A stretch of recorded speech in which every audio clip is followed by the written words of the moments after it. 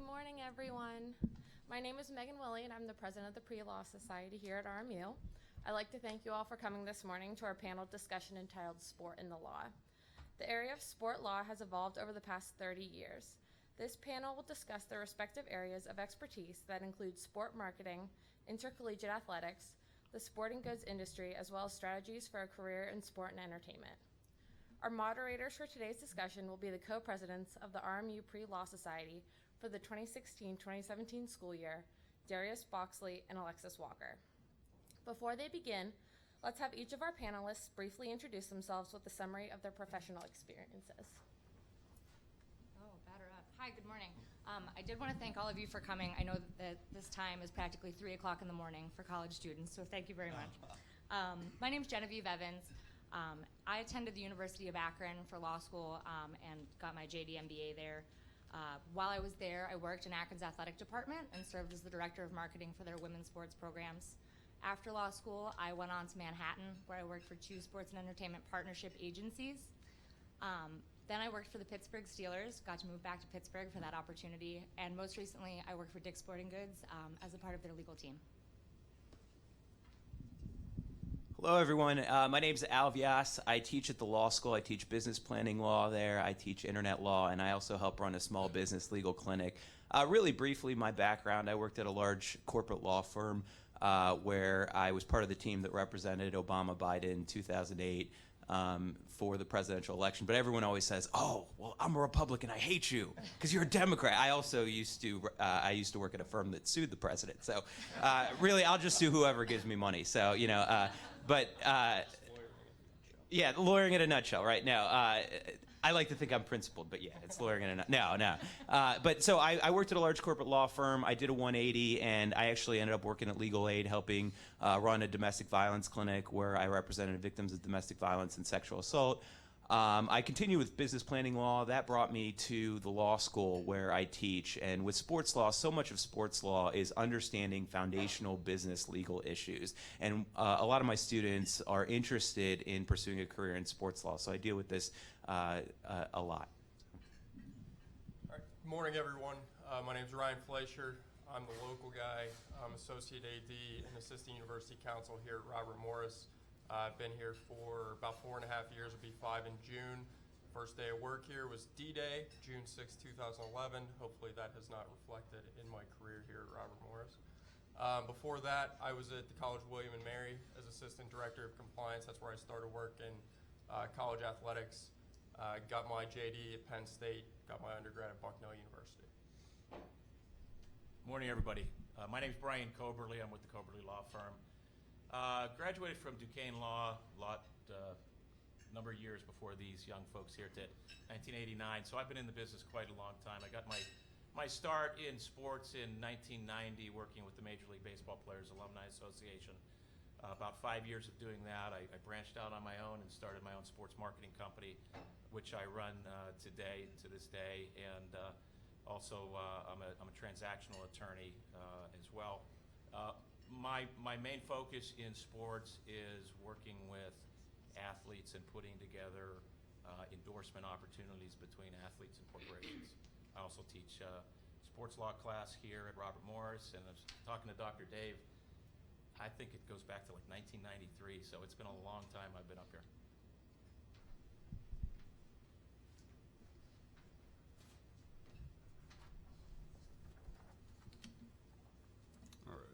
So we'll begin with some questions.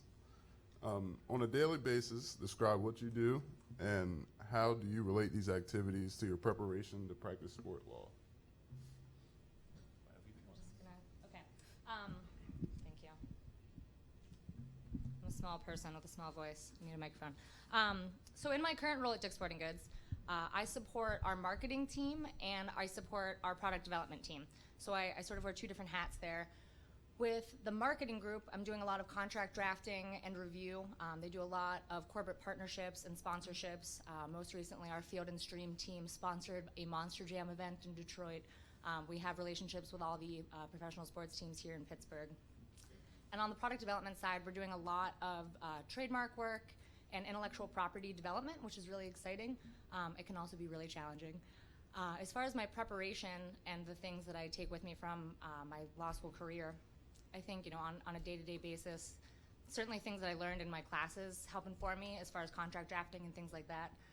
But I think the biggest change is just the way that I think about problems and kind of analyze things. And it's really helped to make me a creative problem solver, which is really the most important asset.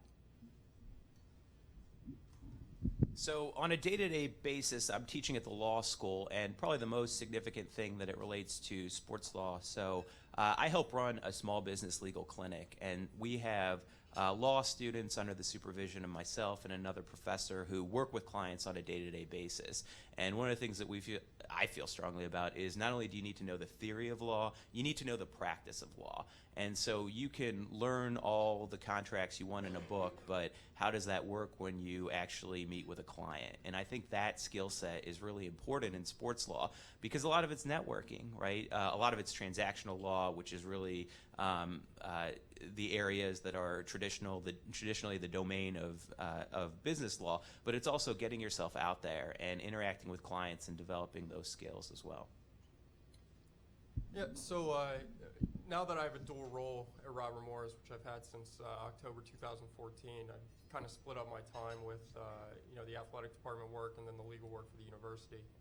Day to day, I'm responsible for making sure that all of our student athletes, coaches, staff members, everybody really involved with RMU complies with the NCAA rules. I'm not sure if any of you, other than those of you who are in Dr. Brandvold's college sports class, have ever really seen the NCAA manual. It's down to about 345 pages from 500 a couple years ago. And everybody says that the NCAA is deregulated. In actuality, they just straight up cut pages out of the book. So the rules are still there. They're just online now. Dr. Coleman, who's my boss, the director of athletics, likes to say the NCAA has a secret manual. They have a secret manual and a secret manual out there as well. So I've been doing this basically since I was an 18-year-old college freshman. I worked in the compliance office when I was at Bucknell, and it's gotten me to the point where I kind of know, I pretty much know all the rules, most of the rules. I still tell people I'm not going to do financial aid, ever. So I let other people do that. But yeah, daily basis, all the things you hear about in terms of the big schools getting in trouble, I try to make sure that we don't, that we don't end up on ESPN or, God forbid, the local news, that there's been a violation at Robert Morris. So that's what I do there. And then I also support the general counsel at the university with all university issues, and I handle legal issues within the athletics department. Well, on any given day, I can be dealing with a number of different situations because I basically wear two hats. I wear the hat of an attorney, and I also wear the hat of a sports marketing professional. So on the sports side, the sports marketing side, on any given day, I'm looking for opportunities where I can structure endorsement opportunities between athletes and corporations. And I've been doing that, like I said, since 1990. So it's an area that I really enjoy, and it continues to be challenging.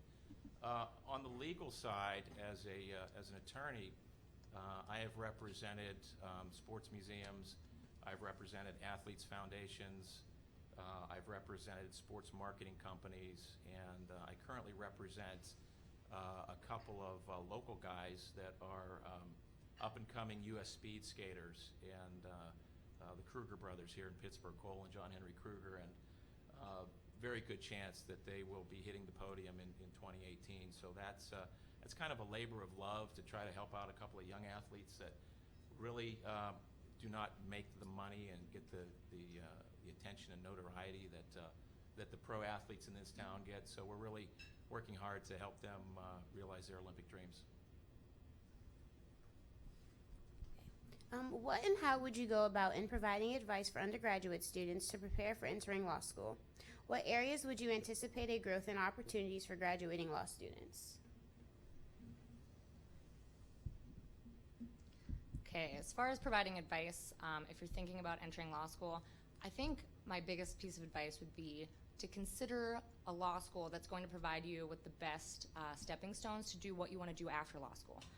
If you're dead set on working for a law firm, a lot of firms have certain criteria. They have academic requirements, and they look at your GPA and your class rank, and that's all very important.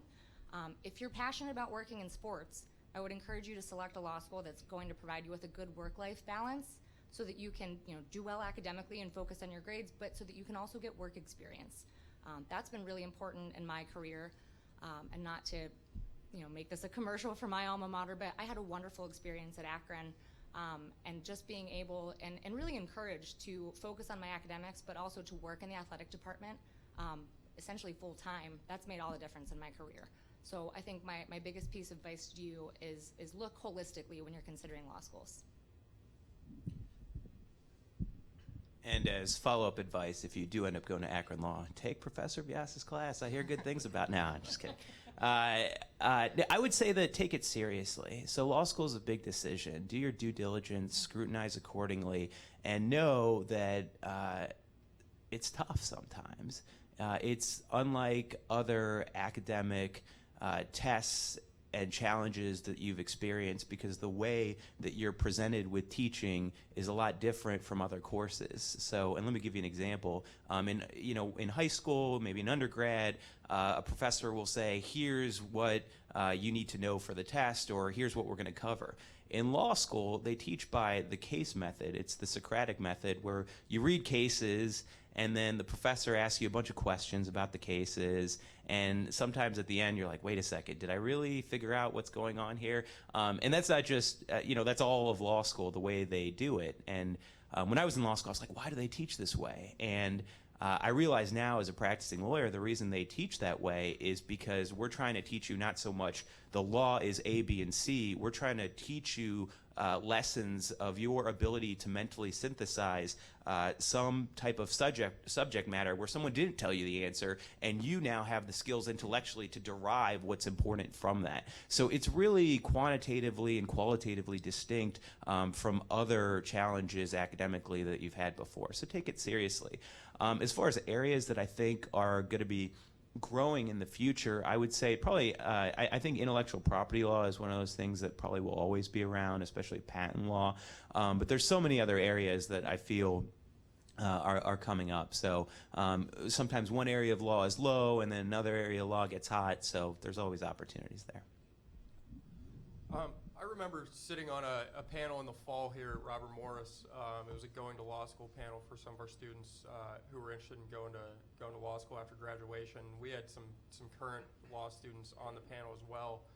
And I remember Dr. Swartz and I were looking at each other while the other current students were talking because they were saying the Socratic method is dead. I don't think that that's true. They were saying law school is not necessarily easy, but not that much different than college. Well, I graduated law school 8 years ago, 7.5 years ago. I don't think it's changed that much. So I echo what they said. It is serious business. Like, I knew in the first week before classes even started that it was much different than college. And I think I went to a college that challenged me quite a bit. So if you want to go, be ready to work very, very hard. I went to law school because I felt like it was a prerequisite for certain future careers, not the least of which was law, obviously. The education that I got there was phenomenal. I also echo what Genevieve said earlier. It teaches you how to think in a different way. And what Al said, it teaches you to analyze problems in a different way. As far as growth areas going forward, this might sound interesting, but non-traditional legal careers, I think, are going to be the greatest growth industry going forward. I mean, you look up here right now, I don't have everybody's resume, but I think 3 of the 4 of us don't have any firm experience at all. You have your own practice, and Al said you worked at a corporate firm, but for the most part, we're all doing things that are not what people think of as lawyers when they watch them on television.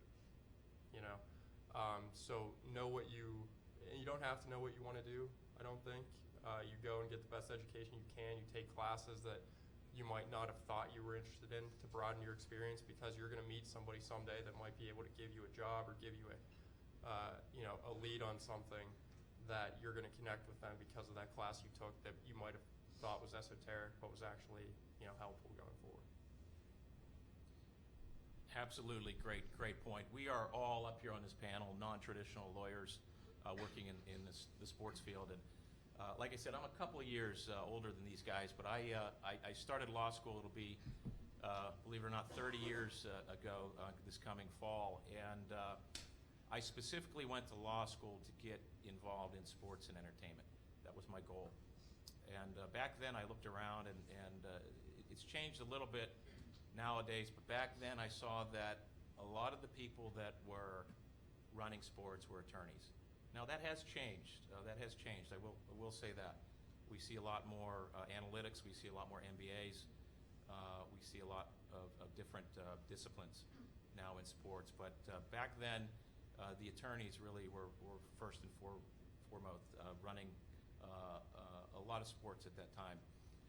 My advice would be if you're looking to go to law school and your goal is to eventually work in sports, understand what area of sports you actually want to work in. Do you want to litigate sports cases, or do you want to be a transactional attorney? Because that's going to dictate the type of courses that you're going to want to take in law school. I took absolutely 0 courses dealing with being a litigator.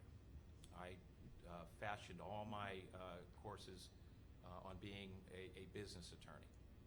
And a business attorney that I could then turn that education into the business of sports.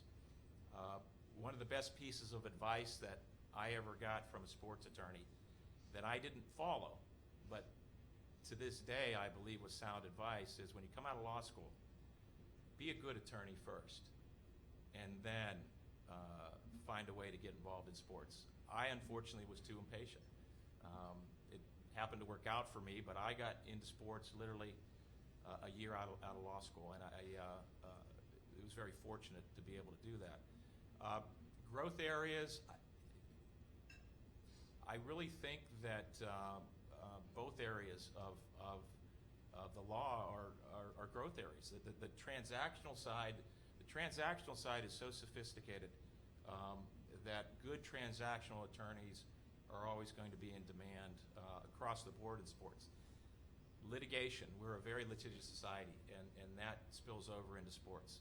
We're seeing a lot of litigation at the amateur sports level, and so give that some thought as well. So my advice is decide what area you really want to go in. Do you want to be a transactional attorney working in sports, or do you want to be a litigator litigating sports cases? The emerging legal issues in the industry has been a greater awareness of concussion impact syndrome to teams and organizations, the collective bargaining process of intercollegiate athletes, along with the licensing and intellectual property rights of sports organizations and athletes. What proactive strategies might you discuss to anticipate them? Okay, so the safety issue is not going away anytime soon. And I'm sure that all of you in here, if you're a sports fan, you're aware of what's been going on. If you saw the movie Concussion, obviously this is a big deal. The things that you probably have the most visibility to are the concussion issues and maybe some resulting lawsuits and alumni players taking action. But this is really having a ripple effect throughout the entire industry. So beyond just the litigations, there's going to be changes to rules and regulations. You've already seen some of that with the changes they've made in the NFL, with encouraging players not to hit using their head and finding players who do. And I think that's going to happen throughout a lot of sports, not just football. We're seeing changes even in youth lacrosse leagues, youth soccer.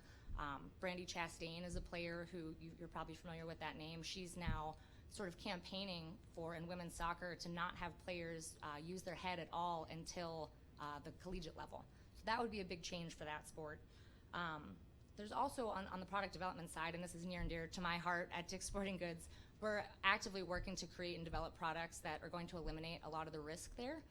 But some of the legal issues that are associated with that is how do we market those products? We can't say this totally eliminates all risk if that's not the case. So there's a lot of legal issues tied to that.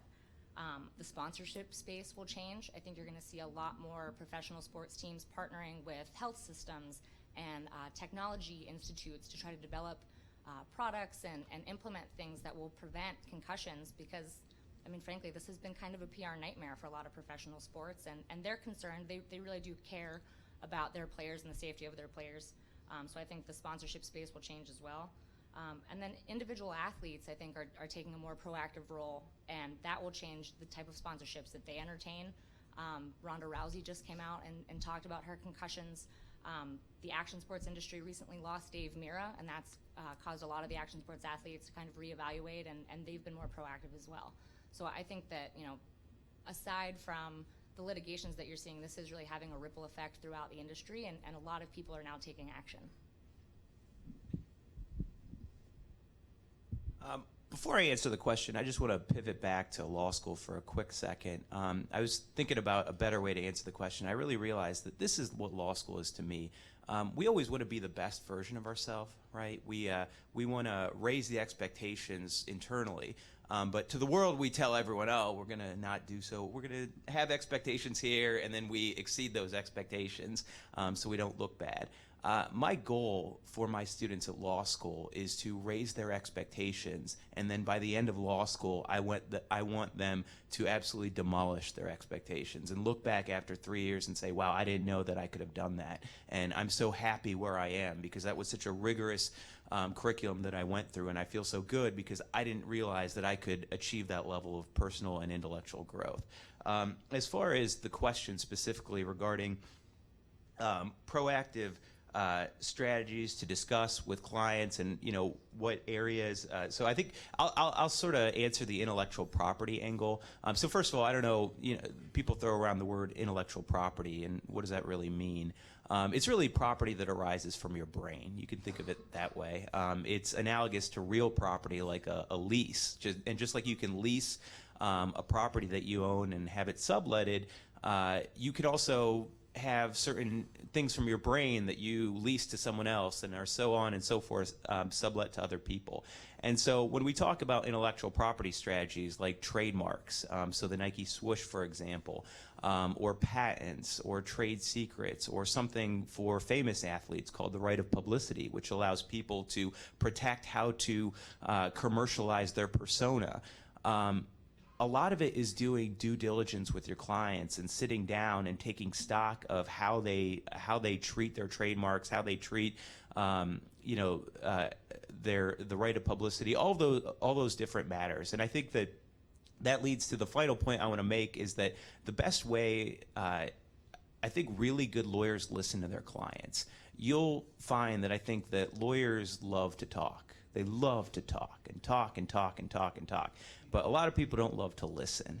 And the great lawyers listen, because otherwise you miss stuff. I've been in, I don't know, over 1,000 client interviews, at least 1,000 client interviews.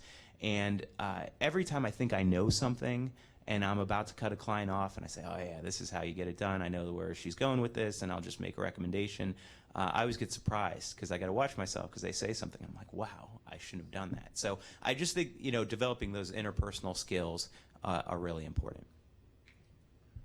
Yeah. So in college athletics, where I primarily am, I think the two main things that are going to affect us are one, concussions and medical issues in sports, because that's going to touch every aspect of sports from youth on up to professionals. As Genevieve talked about some examples with athletes who have either gotten hurt or left their sport or lost their lives over the last couple of years. We just saw last week Marshawn Lynch retired from football. I think he's 30 or 31. Gerard Mayo, who's a Pro Bowl linebacker for the Patriots, retired at 29. Last year, Patrick Willis retired, I think, at 27. He was considered to be probably the next Mike Singletary, probably the best young linebacker in the NFL. All these guys, they didn't necessarily cite concussions or health problems or anything like that they had experienced already, but the subtext was there that's what they were worried about. They were getting out as soon as possible. It's not something to take lightly, because you hear people talk about they might make predictions that the NFL won't look the same in 30 years or whatever. It's much less than that. I mean, last year and this year, that's going to be a tipping point in terms of changing professional sports as we know it, especially the NFL, especially hockey. We haven't even touched on hockey, and you talked about Dave Mira. I mean, there's documentaries, there's a lot of research out there about the enforcers in hockey and what head injuries and brain injuries have done to them. So those are things, if you're interested in the kind of the nexus between athletics and medicine, I'd encourage you to look at, because that's going to be a huge area going forward. College athletics, you guys had mentioned collective bargaining. That was basically arose out of the Northwestern effort 2 years ago to unionize their student athletes, their football student athletes. That might be big going forward, but the biggest current issue is rights of publicity, whether or not a student athlete is a employee, whether or not a student athlete's grant and aid or scholarship is unfairly capped in violation of United States antitrust laws. There's many lawsuits out there right now, including two that had some updates last week about the antitrust issues. The biggest one was obviously Ed O'Bannon, which was decided last year and is currently still in appeals kind of purgatory. They're deciding whether or not they're going to take it to the Supreme Court. And then there are other issues like whether or not student athletes should be allowed to be paid a market rate, whatever the market decides. It's a very touchy subject for everybody involved. For colleges, we here at Robert Morris don't really deal with a lot of professional athletes, at least in the sports that many people think of in terms of football, basketball. But we do have, we have kids going pro every year in hockey, a lot of times in soccer as well, certain other sports. So it touches everybody. And those two issues, I think, are really probably the most important or most impactful in the coming years. Yeah, the unionization of collegiate athletes is basically, in my opinion, a dead issue. It's not going to happen. It's not going to happen in the near future. But exactly what Ryan said, the issue and Genevieve, the issue with name, image, likeness, that is one of the biggest issues that we're going to be dealing with over the next 5 to 10 years as it relates to not only college athletes but amateur athletes in the Olympic movement.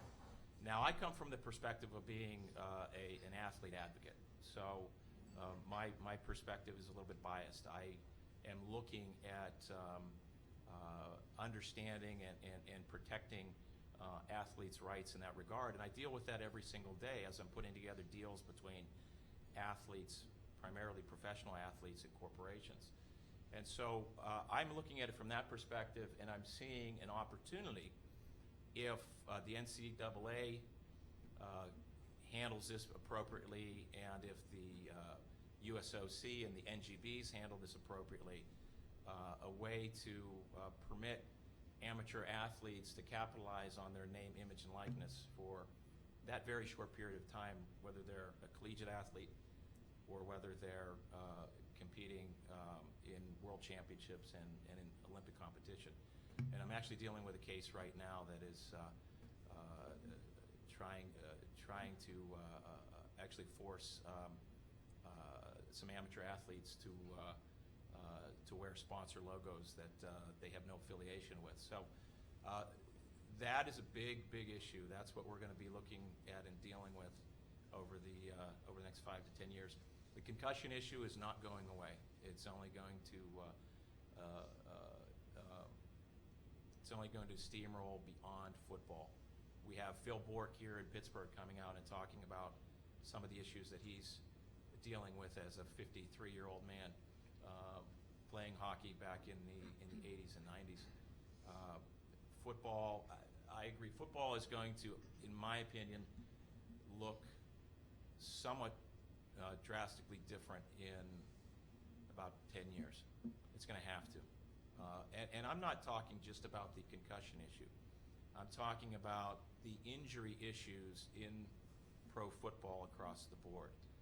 You guys all know that at the beginning of the season or during training camp, how many players are going down with very serious injuries, not just concussions, but season-ending and potentially career-ending issues. Those are very, very, I think, serious issues that you have to look at the complexities of how do you make a inherently violent sport like football safer, not only just from the concussion standpoint, which I think we finally have a grasp of how serious that is, but injuries beyond concussions as well. I think that's an issue that the fans don't like to see their favorite players going down, being out for the season because of a Vontez Burfict type of player, or even the criticism that James Harrison got regarding the rules of play, or what we might call unsportsmanlike conduct on the field. And with our last question, what future sport law issues do you anticipate developing along with associated areas impacting sport law? I think, as we've discussed, I think the lines between sport and the law just continue to blur. And I think that at a minimum, the type of analytical thinking that you develop in law school is needed across the business of sport.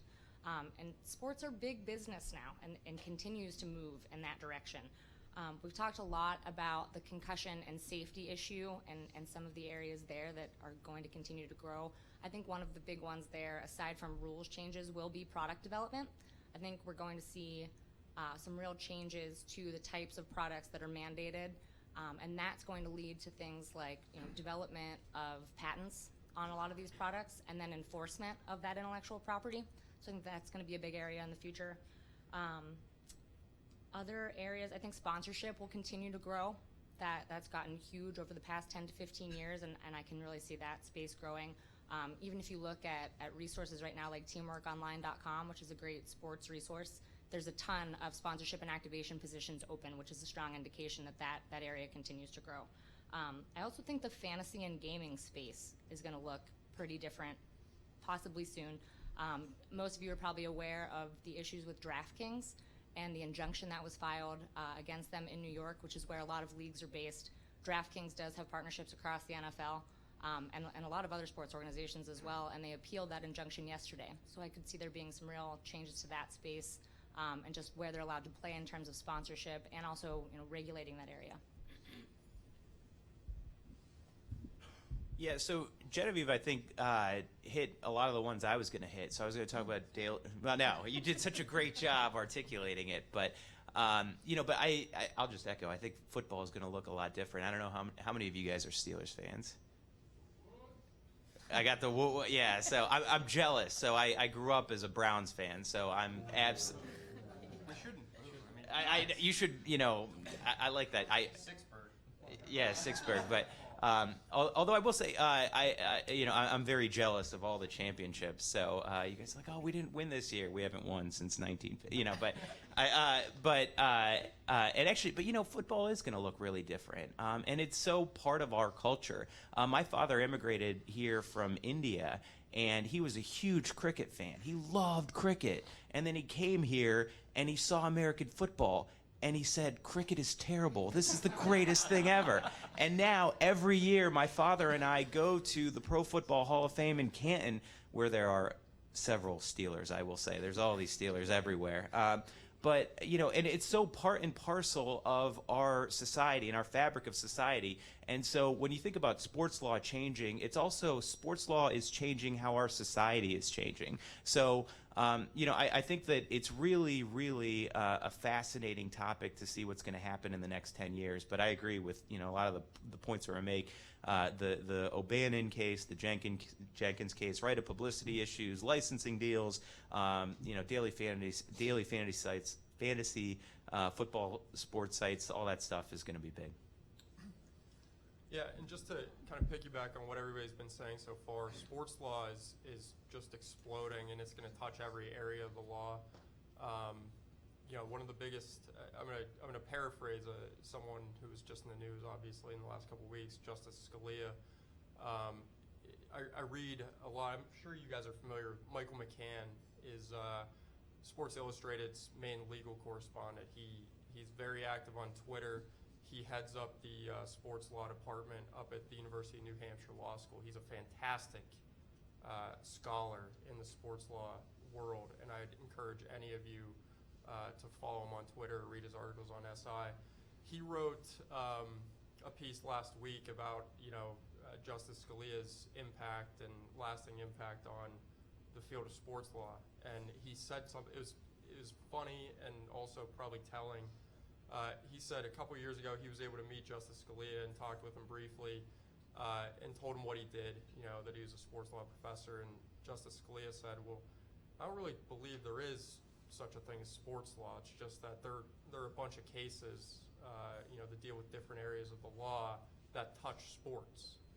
So it might have seemed like a backhanded compliment to Michael McCann, who again is a scholar, but I think he found the merit in that comment that there really isn't such a thing as sports law. There's the law, and then there's the law touches sports just like it touches everything else.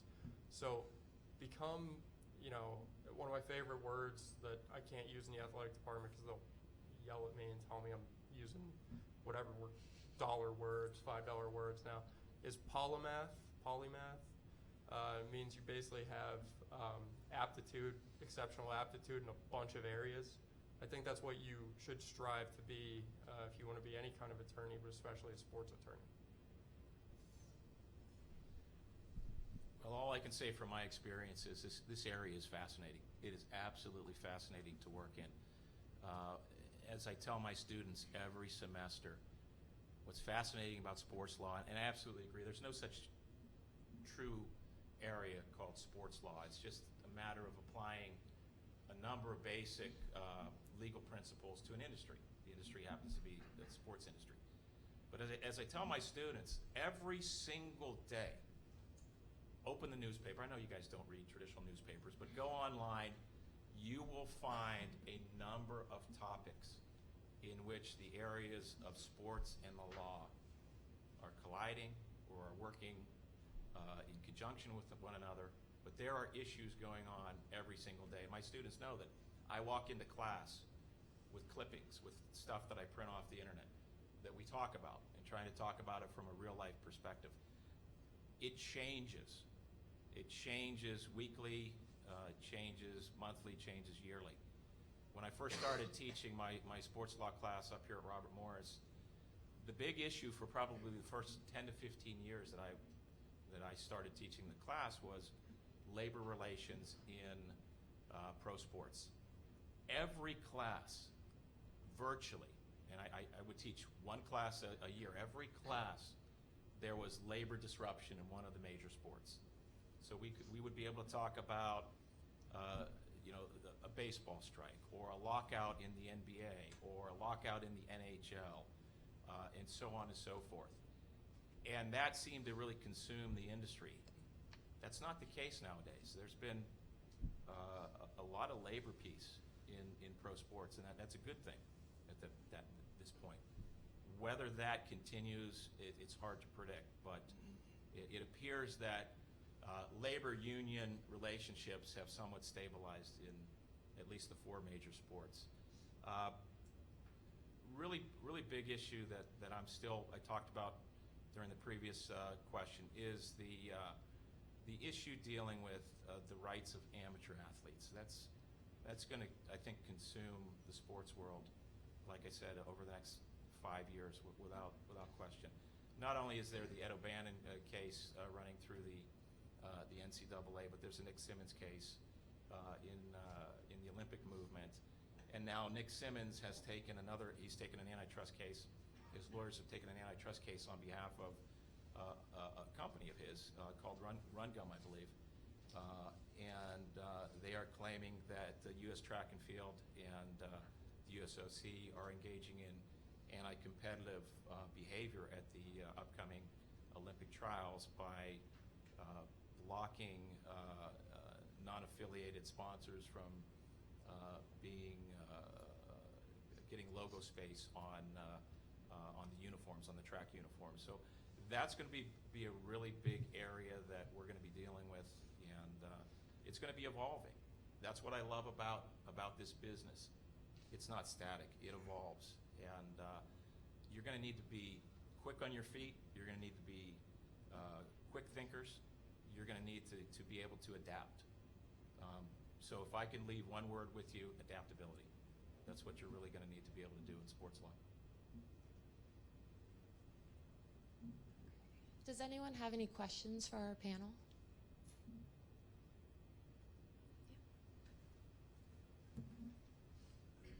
Hi, thanks. Getting a job out of law school, how important is networking and class rank? It's a loaded question. It is.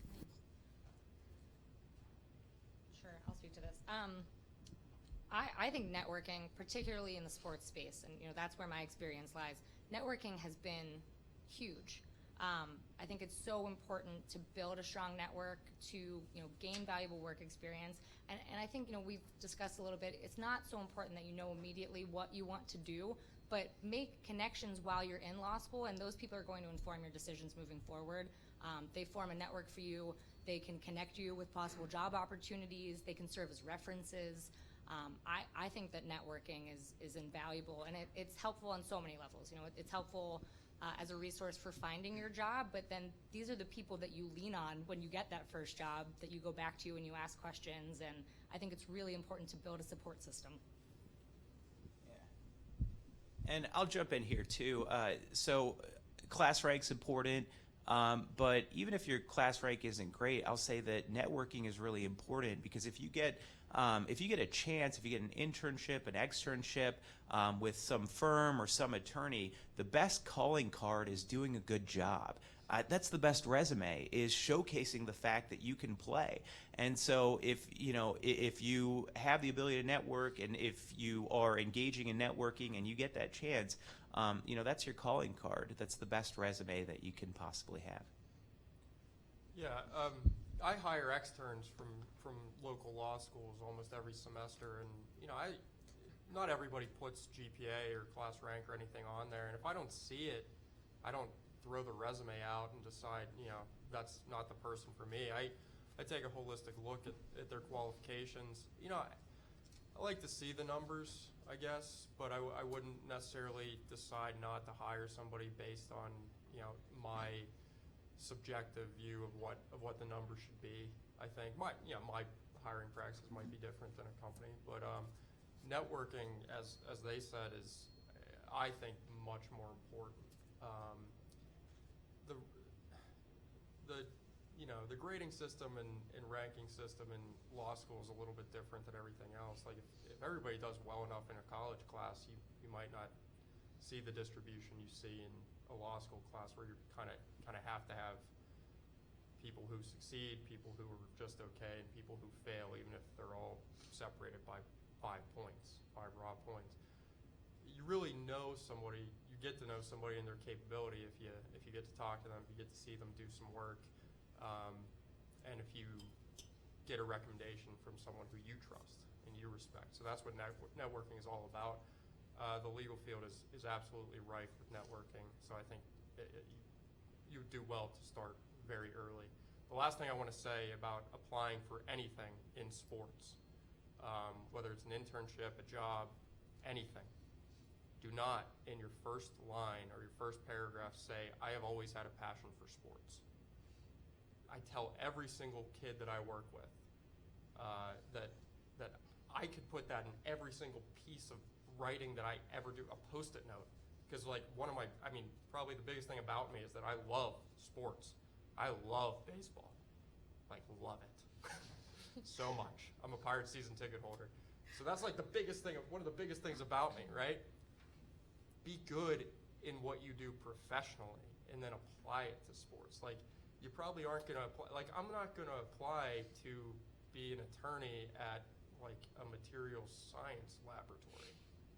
And if I did, I don't know that I could feasibly say I have a passion for manufacturing science and patents and stuff like that. it's easy to say you love sports. Everybody loves sports. Not everybody, but most people love sports in some regard. Separate yourself some other way, is my point. Very good point. Don't go into sports thinking you're going to watch games and you're going to be going to Super Bowls and you're going to be hobnobbing. Go into sports because not only do you love the game and the pure beauty of the game, but you love the business of sports. That's the important part. I'm less of a fan today than I was growing up. I was a huge baseball fan. Growing up, I wanted to be a professional baseball player.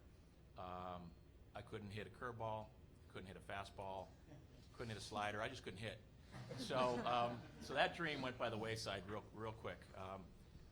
However, I never lost my passion for the industry, and you've got to have a passion for the business, is what you really need to take a look at. As it relates to class rank and grades, absolutely, do commit to law school, do the best that you possibly can. It's a big commitment. It's the single, other than meeting my wife and having my son, it's the single best decision I ever made in my life.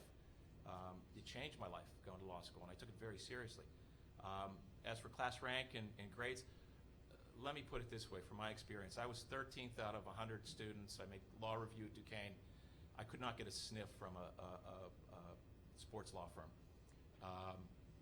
So I went for about a year and practiced traditional law, and I networked.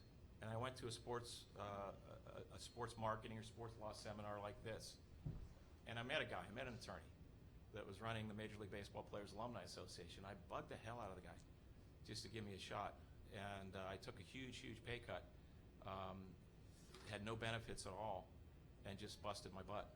And what I did is I learned everything I possibly could learn about the business of sports. So I would get on my exercise bike at night, and I just wouldn't read Sports Illustrated. I would read Advertising Age. I would read marketing publications. I would read business publications. And I would educate myself on all aspects of sports marketing, which really was the area that I was getting into. And so the grades are important, without question. However, you need to network. You need to know when there's an opportunity presented to you. You have to have an open mind. Sometimes you're going to have to work for free. Sometimes you're going to have to take a chance. Sometimes you're going to have to see that opportunity and run with it. And no matter where you end up, I mean, the best advice that I can give you, no matter where you end up, just bust butt to be the best you possibly can in that position. You all are not going to be like me. I've held the same job since 1994. I take great pride in that. I've worked for myself for, 21 years, 22 years. However, most of you will not follow that career path. Most of you will have a half a dozen or 10 jobs in your sports career. Embrace that as well. Embrace the opportunities that this industry is going to present to you, because there was not that same opportunity to be able to jump from sports job to sports job to sports job and get different levels of experience 30 years ago when I started law school. Do we have any other questions?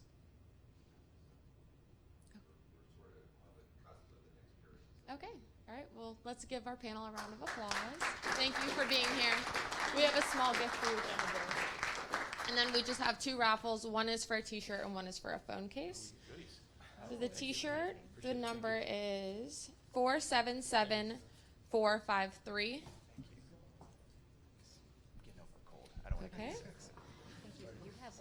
And the